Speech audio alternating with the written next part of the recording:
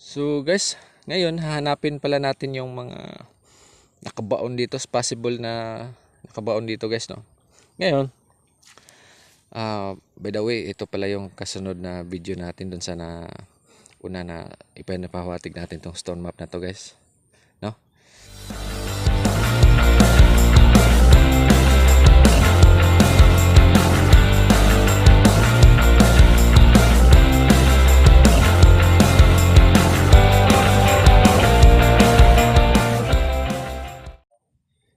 So guys, ngayon hahanapin pala natin yung mga nakabaon dito, possible na nakabaon dito guys, no.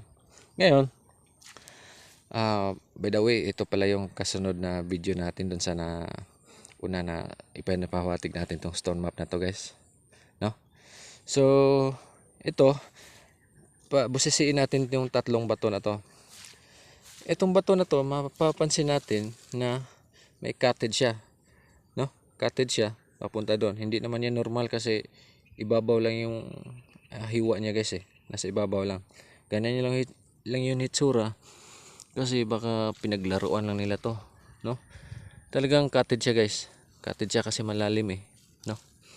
At saka yung portion na yan, kung saan siya nakaturo papunta doon, yung portion na yan, ito, tsaka ito. So, bali triangular talaga sila guys, no? So, dito po natin mahahanap yung pinaka giveaways niya guys, no? Giveaways nandito. Ginamitan ko na to ng Japanese one, talagang positive siya. Dito sa triangular holes na to, ay bato na to. Yan. Dito sa pinaka gitna niya, meron nga talaga. Tsaka itong bato na to, may iwan ko kung X ba yan, letter T or cross. Tsaka isang bahagi niya papunta doon sa taas. Tsaka dyan sa taas, tingnan yung mga bato dyan sa taas guys, no? Napakaganda ng formation. So isusunod natin yan ngayon. So dito guys, no, tinesting ko na to. Napakalakas ng detection dito banda. So dito banda. Saka dito din sa kabila guys, ito siya, ito yung pinaka-harap niya, ito, tsaka yan, tsaka meron din butas sa ilalim guys na nagpapahiwatig na may laman nga dito. Ito, tingnan nyo, kulay dilaw pa sa ilalim, no? Pansin nyo ba? Kulay dilaw siya, kulay dilaw guys, no? Pansin nyo ba? Kulay dilaw. Tingnan ibabaw. Di ba guys, kulay dilaw? No?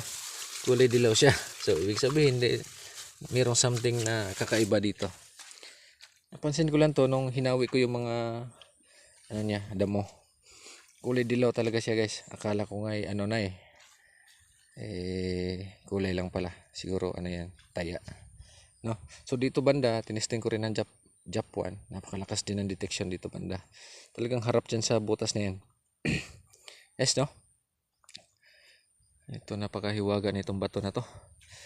So much for here. Pupunta din tayo sa taas. Itong mahabang bahagi na to, ito yung susundan natin guys, no? So dito sa bahagi na to, ito yon, ito talagang heart yan dati, kaso basag na guys, binasag na ang taga rito guys. Heart formation talaga yan nung una, no? Tsaka itong kabila, pagmasdan natin, may maraming cottage na portion guys, no? Tsaka marami tayong maaninag na kakaiba, no? Dito muna tayo sa heart. So itong heart nito,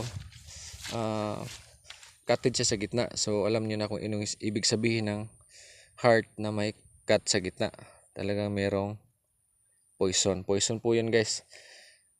Nung unang nakita ko to, hindi ko siya ginalaw kasi alam ko yung meaning ng heart na biak sa gitna, no? So paano natin masabi na letter heart na ba? Formang heart nga ba ito? Ito guys, oh. Ito, yan. Yung guhit na yan papunta doon. Talagang heart na heart yan guys, papunta doon.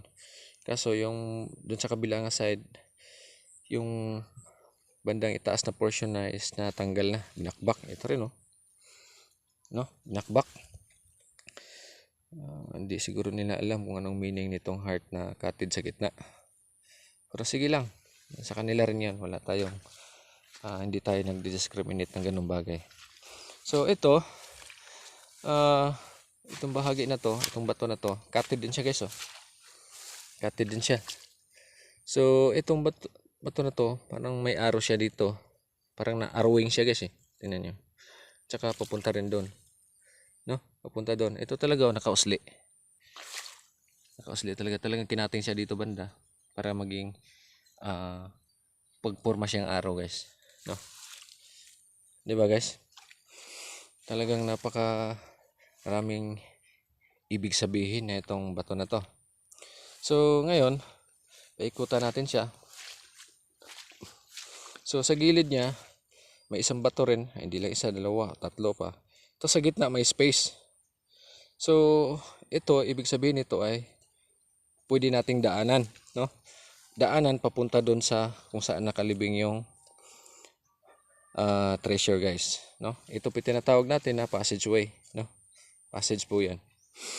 So dito sa itaas na itong bahaging bato na ito, may mapapansin tayo na mga butas-butas guys, di ba? Pansin nyo ba? Ito isa, dalawa, tatlo, apat, lima, anim, pito, walo, siyam. Ito pa yung pang 10. Pansin nyo ba guys? Tsaka yung mga butas-butas na yan, talagang equal distance po yan guys. Yung distansya niya bawat isa magkapareho talaga. Sinukat na namin yan guys. Nagtaka nga kami bakit parehas yung distansya ng bawat isa. No, galing sa gitna. Pumunta dito, pumunta dito.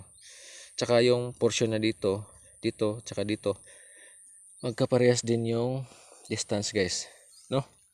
At saka hugis nito is facing doon, no? Itong bato na to, tingnan nyo. Itong bato na to para din tong heart guys. Tingnan nyo sa taas. Para din siyang heart na nakaturo dito banda, no?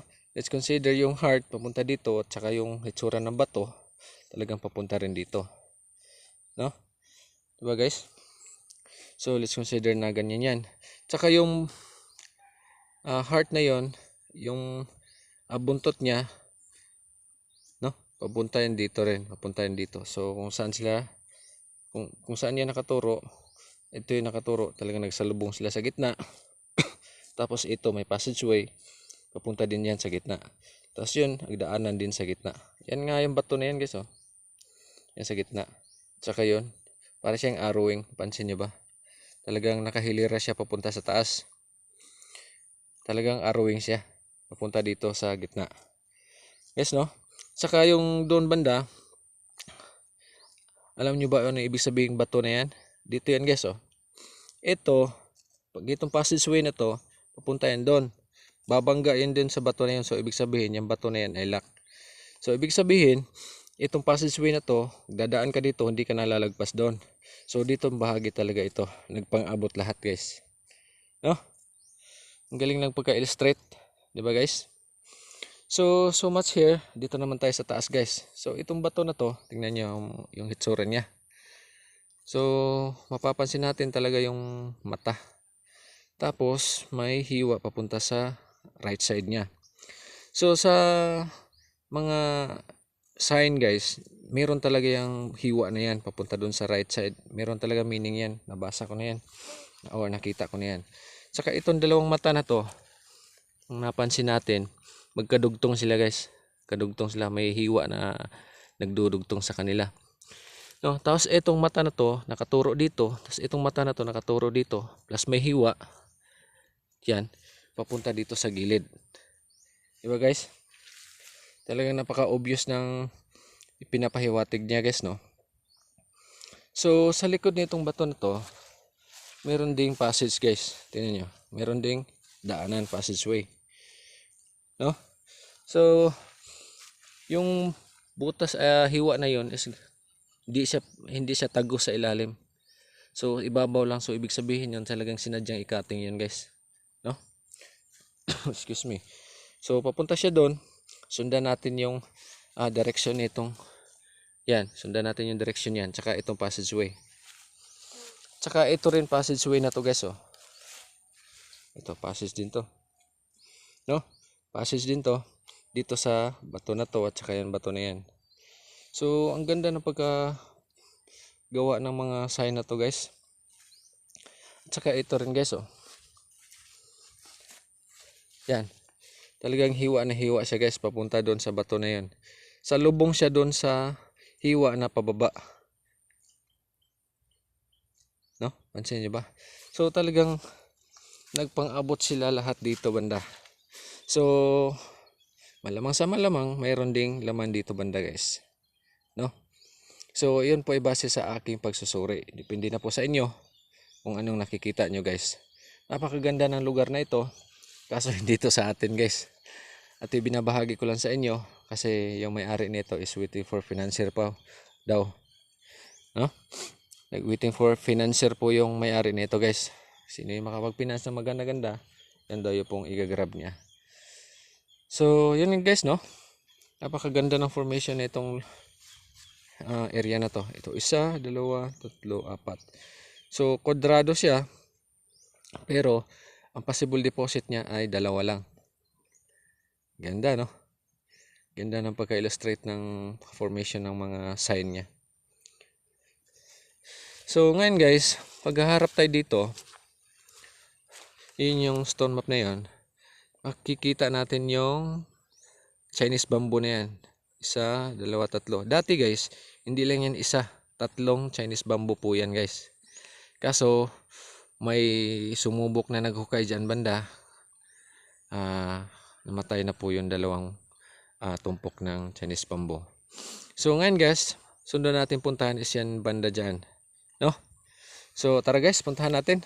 Tsaka huwag po kalimutan nga pala guys mag like, subscribe at saka click na rin yung notification bell guys para updated po tayo lagi. Tsaka maraming salamat po sa suporta nyo guys.